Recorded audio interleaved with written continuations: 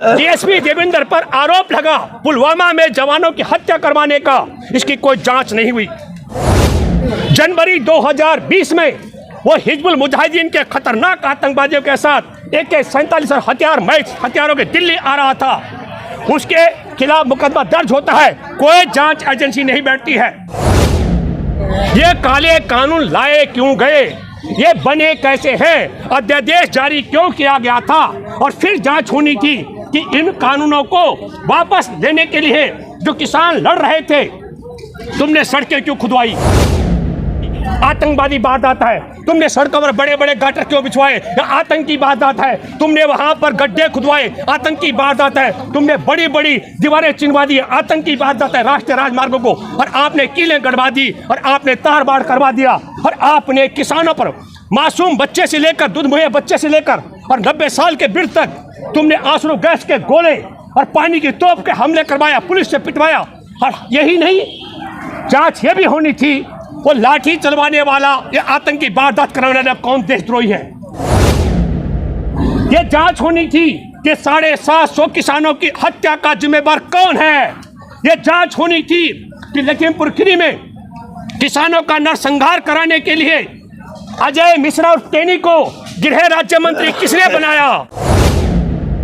ये जांच होनी थी कि तमाम घोषणा के बावजूद लखीमपुर खीरी में नरसंहार कैसे किसानों की किया गया। और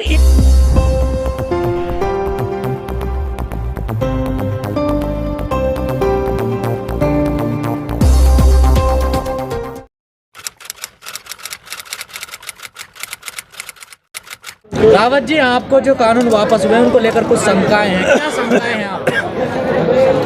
गजेंद्र जी, आपका जो बड़ा सवाल है, कानून जब आए तब देश की दशा क्या थी, और जब कानून वापस लिए गए। कानून जिस समय आए 20 जुलाई 2020 को संसद के अंदर राज्यसभा में भारतीय जनता पार्टी अल्पमत में थी। कानून को गैर कानूनी तरीके से पास कराने के लिए, संसद की मर्यादा को तार तार करने के लिए अल्पसंख्यक, मतलब मैं क्या कहूँगा उसे, अल्पमत वाली भाजपा को बहुमत में लाने के लिए विपक्ष के सांसदों को उठा के बाहर पटका गया। दूसरा मैं बात करना चाहता हूँ, ये पूरे भारत के किसानों की लड़ाई है। योजनाबद्ध तरीके से नरेंद्र मोदी गुरु नानक जयंती के दिन ऐलान करते हैं मैं इसे वापस लूंगा, ताकि वो टैग लग सके ये सिर्फ सिक्कों का मुट्ठी भर किसानों का आंदोलन है। ये षड्यंत्र आप समझिए। ये कैसे संभव हो सकता है कि 24 तारीख को तो मंत्रिमंडल की बैठक होती है कानून वापस लेने के लिए, और मोदी पहले कह देते हैं। संसद के अंदर जो सवाल है मैं उससे कहना चाहता हूँ, मैं वापस आता आपके सवाल पर। हमारे देश के अंदर रिया चक्रवर्ती, जो फिल्म इंडस्ट्री में एक ब्राह्मण परिवार की बेटी थी, उसको फंसाने के लिए मैं कहना, बारी बारी है तब पता लगेगा हमारे देश में हो क्या रहा है। 14 जून 2020 को आत्महत्या करता है सुशांत सिंह राजपूत, और आप सबको मालूम होगा कि फॉरेंसिक रिपोर्ट आती है 27 जुलाई को। उस रिपोर्ट में पाया जाता है उसके बिस्तरा में किसी भी प्रकार का रसायन और जहर और दवा नहीं थी। और ठीक 28 जुलाई को पटना में FIR दर्ज हो जाती है। एक लड़की को फंसाने के लिए मैं कहना चाहता हूं कि महाराष्ट्र की पुलिस, बिहार की पुलिस, CBI, ED और NCB ये सब लगाए जाते हैं। षड्यंत्र क्या था? किसी भी कीमत पे उस लड़की को फंसाने का।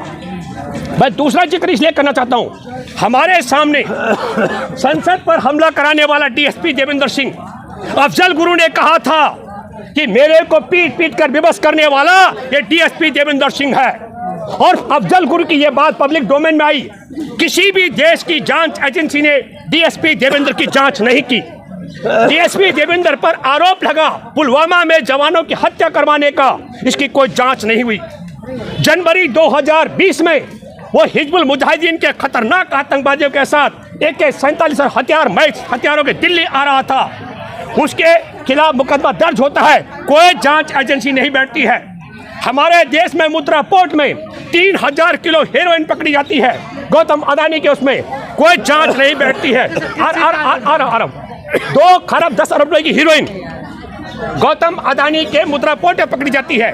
हमारे देश में गलवान घाटी से शहीदों के लाशें और शव आ रहे थे चल करके, और प्रधानमंत्री कह रहा था कोई हम नहीं घुसा है, कोई नहीं घुसाया, हमारी सीमा में किसी का कब्जा नहीं है, इसकी कोई जांच नहीं हो रही है। ये बात मैं इसलिए कह रहा हूं कि अब संसद के अंदर चर्चा होनी थी।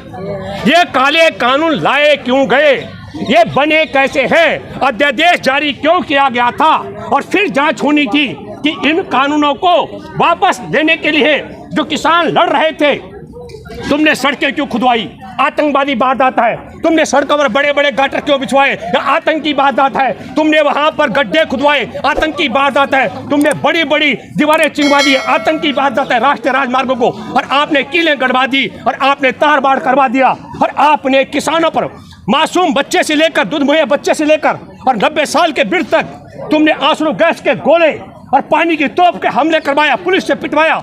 और यही नहीं, जांच ये भी होनी थी वो लाठी चलवाने वाला, ये आतंकी वारदात कराने वाला कौन देशद्रोही है। ये जांच होनी थी कि 750 किसानों की हत्या का जिम्मेदार कौन है। ये जांच होनी थी कि लखीमपुर खीरी में किसानों का नरसंहार कराने के लिए अजय मिश्रा और टेनी को गृह राज्य मंत्री किसने बनाया। ये जांच होनी थी कि तमाम घोषणा के बावजूद लखीमपुर खीरी में नरसंहार कैसे किसानों की किया गया। और इन सब जांचों पर मैं ये बात इसलिए कहना चाहता हूं, हमारे देश के अंदर जांच एजेंसी को पालतू कुत्ते की तरह बना दिया गया है। कल्पना कीजिए कि एक छोटा सा एक हीरोइन रिया चक्रवर्ती, उसको फंसाने के लिए महाराष्ट्र पुलिस से लेकर बिहार तक की पुलिस, सीबीआई से लेकर ईडी तक, नारकोटिक्स विभाग तक, हर तमाम लगते हो। और आपका मीडिया, मेन स्ट्रीम मीडिया की बात कर रहा हूं, गोदी मीडिया जो है 20,000 स्टोरियां चलाता है, एक इंसान चरस पीकर आत्महत्या करता है उसके लिए। लेकिन सवाल ये है ना सर, अभी किसानों ने बॉर्डर खाली नहीं किया, कानून तो वापस हो गए। नहीं, आपका जो सवाल है, मैं फिर ये कहना चाहता हूं, कई लोग कह रहे हैं ये लड़ाई हमारी नहीं थी, हमारी लड़ाई एमएसपी की थी। 2007-8 से इतिहास उठाकर के देखो, 2011 में उपभोक्ता मामलों की जो समिति थी उसका अध्यक्ष था नरेंद्र मोदी, मुख्यमंत्री गुजरात का। उन्होंने रिपोर्ट दी थी, उस रिपोर्ट में कहा गया था, क्या कहा गया था, मांग की गई थी मनमोहन सिंह सरकार से कि साहब हमारी एमएसपी की गारंटी दी जानी चाहिए।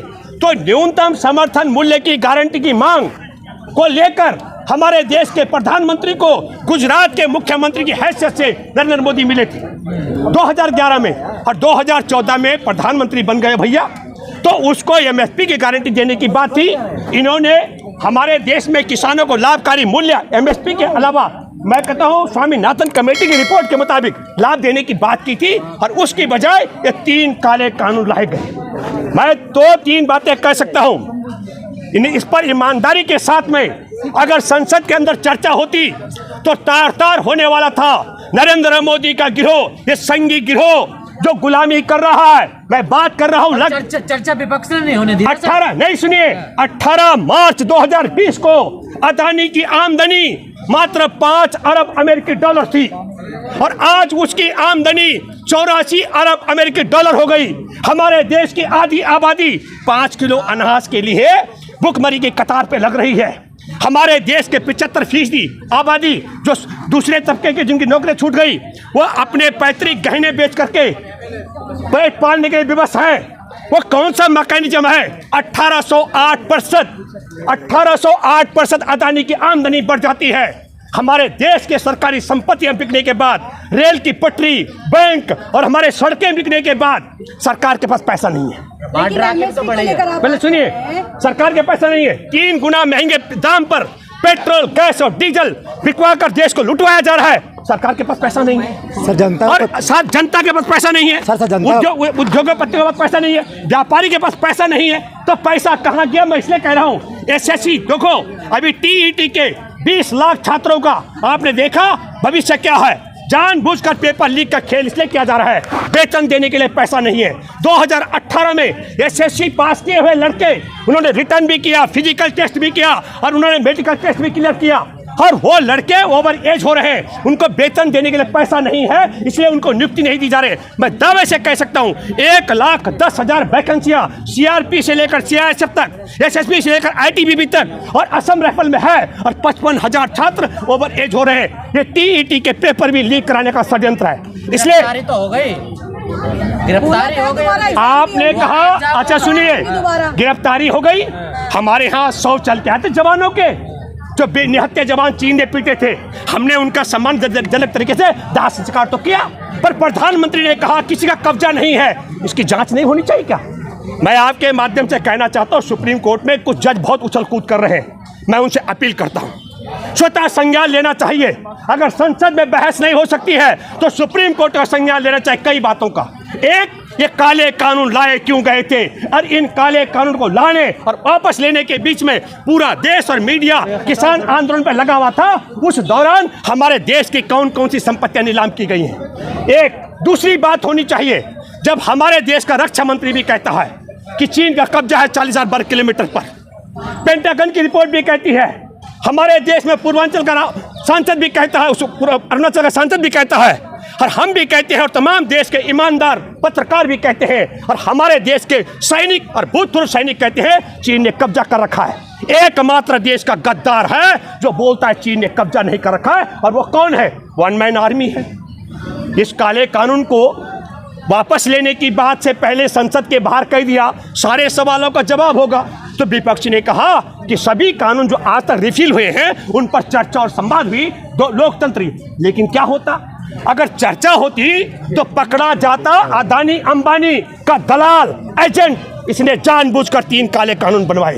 ये अदानी के हवाले देश का होलसेल और अंबानी के हवाले देश का रिटेल बाजार 2 लोगों के हवाले कर रहा है। ये पोल खोल होती कि अभी तुमने माफी मांग ली, पर स्पीकर तो कह रहा चर्चा कराने तैयार है। जब रिपील हो गया है संसद में बिल, तो फिर विपक्ष क्यों इसके खिलाफ? एक मिनट, विपक्ष रिफिल के खिलाफ नहीं है।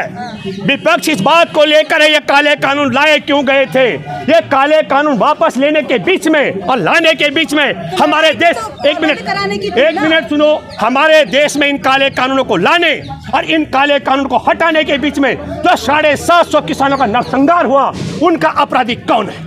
हमारे देश में खरबों रुपए का जो नुकसान हुआ, उनका अपराधी कौन है? इन 3 काले कानूनों को लाने की मंशा क्या थी? इन सारी चीजों पर चर्चा होती। और फिर मैं कहना चाहता हूं कि लखीमपुर खीरी को नरसंहार कराने वाले को 7 जुलाई को गृह राज्य मंत्री बनाया जाए और उसके कुछ दिनों बाद उसका बेटा नरसंहार करवा दे। इन सब चर्चाओं को लेकिन सर आप कहाँ जांच हो रही है? कौन सी जांच हो रही है? अभी सुनिए, त्रिपुरा में जो इनका आतंकी वारदात हुई है उसके खिलाफ प्रशांत भूषण सुप्रीम कोर्ट का दरवाजा खटखटा रहे हैं, नोटिस जारी हो रहा है। आप जो सवाल कर रहे हैं, कौन सी जांच होनी चाहिए? जस्टिस लोया की हत्या हुई दिसंबर 2014 में, जांच होनी चाहिए। हमारे देश के पहले ग्रामीण विकास मंत्री गोपीनाथ मुंडे ने 28 मई 2014 को कहा था 2013 का कानून लागू होगा, और 3 जून को गाड़ी तेज चल रही, ब्रेक मारा, उनकी हत्या हो गई। जांच होनी चाहिए। मनोहर पर्रिकर ने कहा था राफेल घोटाला, किसको दिया राफेल का ठेका पार्टनर? आपको मालूम है रिजर्व बैंक अनिल अंबानी की नीलामी कर रहा है, और तब कहा गया था एचएएल के पास पैसा नहीं है। जो चीन से लेकर भारत का कर्जदार अनिल अंबानी, उसको तुम राफेल का पार्टनर बना दो, और जो जहाज बनाने वाली एचएएल है उसको तुम बर्फ में लगवा दो। जांच होनी चाहिए। मुझे लगता है किसानों के नरसंहार की जांच की भी जरूरी है। जस्टिस लोया की हत्या की भी जांच होनी चाहिए, मनोहर पर्रिकर के हत्या की भी जांच होनी चाहिए, गोपीनाथ मुंडे की हत्या की भी जांच होनी चाहिए। और फिर मैं कहना चाहता हूँ, जो आप कह रहे हैं जांच, हमने तो कहा अजय टेनी को हटा दो, तो जांच तब होगी निष्पक्ष। सैया भैया कोताल तो डर काहे का? आपको जब सारी मांगों को पूरा किया जा रहा है, कौन सी मांग पूरी की? हमारे किसान संसद के पहले दिन ही इसकी वापसी कराएंगे, कल वापसी करा दी। आपके सवाल का जवाब, हमारे देश के प्रधानमंत्री ने माफी मांगी, इसका मतलब 750 किसानों का हत्यारा है, तो भरपाई होनी चाहिए, भरपाई होनी चाहिए। नहीं, उनकी बातों को इसलिए माफी मांगी कि हम कृषि कानून जो किसान है उनकी बातों को समझ नहीं पाए, इसलिए उन्होंने माफी मांगी है। इस बात के लिए माफी नहीं मांगी है, माफी मांगी है वापस लेने के लिए। उस षड्यंत्र में मैं दोबारा याद करता हूँ, क्या मतलब होता है गुरु नानक जयंती के दिन तुम उनको वापस लेने की बात कर रहे हो? इस योजना और इसकी गहराई में आपको और हमको जाना पड़ेगा। मैं फिर कहना चाहता हूँ, ये नरेंद्र मोदी को विवश किया। मैं जब पहुंचा था सिंगापुर बॉर्डर पे, दूध मुहैया बच्चे थे महिलाओं की गोद में, जिन पर पानी की तोप और आंसू गैस के गोले दागे गए थे। उन मासूम बच्चों से उन माओं का जीत है ये, उन 750 शहादत देने वाले किसानों की जीत है। नरेंद्र मोदी को तो विवश किया गया, लेकिन फिर मैं आपके माध्यम से एक बात कहना चाहता हूं, जिस तरीके से जस्टिस लोया की हत्या पर, गोपीनाथ मुंडे की हत्या पर, मनोहर पर्रिकर की हत्या पर और चीन इनके द्वारा किए गए अरुणाचल से गलवान के कब्जे पर पर्दा डाला जा रहा है, ठीक उसी तरीके से किसानों के नरसंहार को कराने के लिए ये 3 काले कानून लाए गए और देश को बिकवाने के लिए 3 काले कानून लाए गए। इससे सुनिए, इन 3 काले कानून के आने से कोई फायदा नहीं हुआ, सिर्फ सिवाय हमारे देश के किसानों के नरसंहार के अलावा और कोई उपलब्धि हो तो मुझे बताओ।